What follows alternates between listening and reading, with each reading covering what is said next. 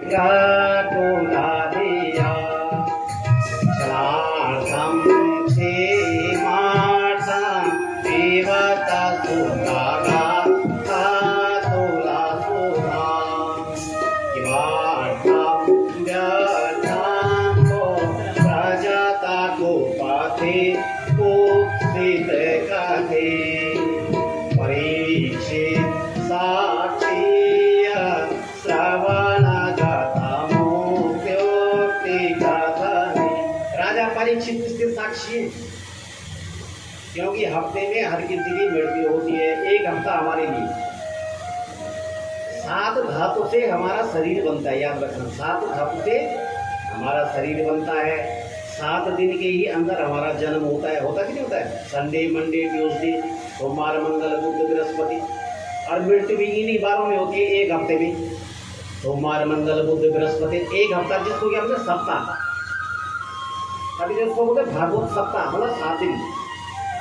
ये हमारे लिए निहित है भागवत, मनुष्यों के लिए, हम लोगों के। जैसे परीक्षित साक्षी, राजा परीक्षित साक्षी है। चक्रवर्ती सम्राट थे वो तो, हम लोग के यहाँ तो नहीं है।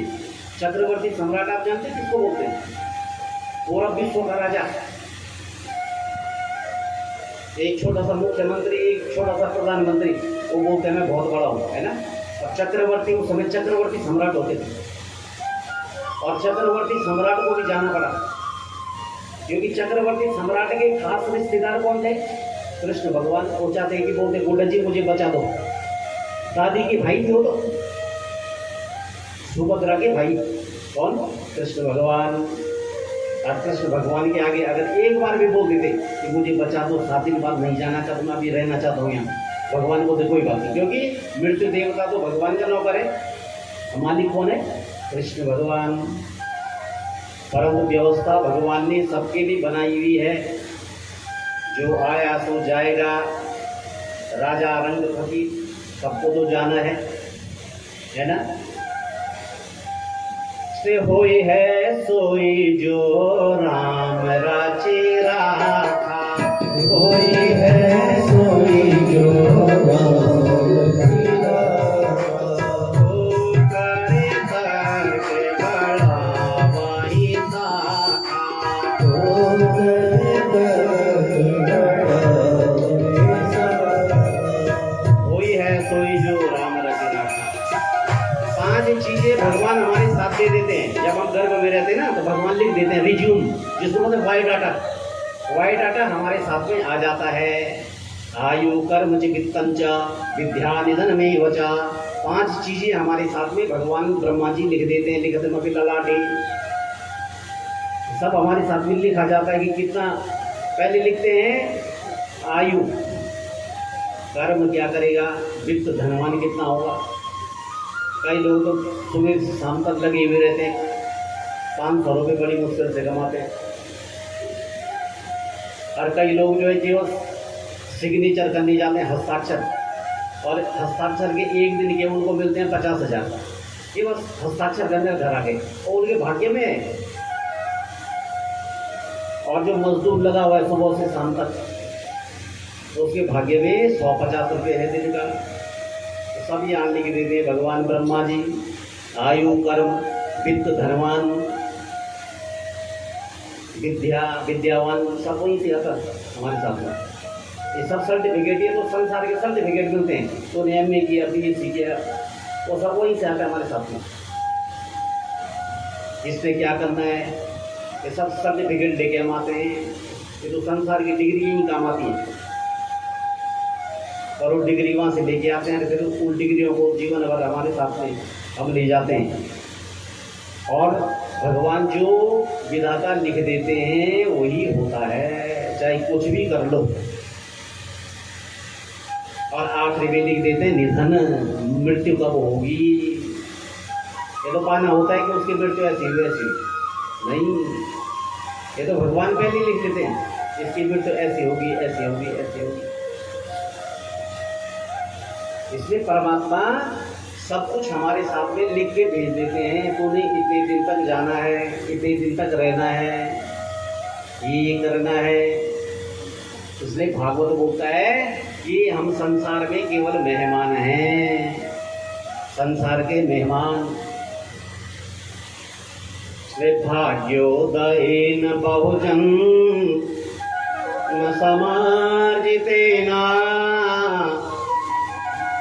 सत्संगमं च लभते पुरुषो यदा वे अज्ञान हेतु कृतमो समदान्धकारं नासं विदाय तद् दयते विवेका। भाग्योदयेन बहुजन समर्जितेन सत्संगमं च लभते पुरुषो यदा वे दुर्लभः तदा लोके। श्रीमद्भागवतोद्भवा कोटि जन्म समुत्थेन पुण्येन उपलभ्यते। आज नहीं, करोड़ों जन्म जब हमने कुछ किया होगा तभी हमें भगवान का नाम सुनने को मिलता है। ऐसा संसार में बहुत है। कोई तभी ये टाइम में गाली देना होगा, कोई ये टाइम में लड़ाई करना होगा, अरे कोई ये टाइम में कथा सुनना होगा, कोई इस टाइम देखो समय यही है। और उनके भाग्य में क्या है? कर्म। और हमारे भाग्य में क्या कर्म है? इसलिए सत्कर्म तब निर्दिष्टम, सदकर्म है। भागवत नारद जी से कहा सदकर्म है। समझो कि जब हम भगवान के पास बैठे रहते हैं ना, तो समझो भगवान हमसे प्रेम कर रहे हैं। आप मेरे पास बैठो, मुझे निहारो, संसार को मत देखो, क्योंकि संसार को देखोगे तो दुख मिलेगा और मुझे देखोगे तो सुख मिलेगा। इसलिए भाग्योदयेन बहुजन्म समर्जितेन सत्संगमं च लभते पुरुषो यदा वे। सत्संग, सत मतलब सच्चा संग। सच्चा संग किससे? हमारा ईश्वर से। हमारा और आपका सत्संग, सच्चा संग नहीं हो सकता इंसान का, क्योंकि हम लोग क्या हैं कि स्वार्थ मीत सकल जग माही। स्वार्थ मीत सकल जग माही। स्वार्थ मीत सकल जग माही। स्वार्थ मीत सकल जग माही। अपने हो प्रभु परमारथ नाही। अपने हो कवनी होए सब संशय भंगा। कवनी होए सब संशय भंगा। सब बहु काल करिया सत्संगा। सब बहु काल करहि सत्संगा। तवई होई सब संशय भंगा। संशय भंग जल्द इसीलिए होता। आप जब भगवान की कथा सुनने के लिए पहले आता कोई, तो पहले कहते तो लाइट देखना हो, कल चमकनी हो लाइट। पहले जब कोई कथा सुनने आता तो मंडप को देखता है कैसा सजा हुआ है। कोई श्रोता देखता है कि जब तक छोटी मंडप, कोई बोल तो इतिहास जरा सी है सोना निशा। कोई नई जब श्रोता आता है तो बोलता है कि इतिहास जी ने यहाँ पे भजन कम बोले। कोई तो नचड़ू की हो कथवा, और कोई श्रद्धावान लभते ज्ञानम तत्पर संयतेन्द्रिय। ज्ञानम लब्धा परां शांतिम अचिरेणाधिगच्छति। हमेशा श्रद्धावान व्यक्ति ही ज्ञान को पाता है। इसलिए भाव इच्छन्ति देवता पितर वाक्य इच्छन्ति। भाव और पितर लोग क्या चाहते हैं? वाक्य। माता पिता का कहना मान लो तो समझो आपका आप पर माता पिता प्रसन्न हो जाते हैं। वाक्य हाँ सुनना चाहते हैं माता पिता, हाँ ना नहीं।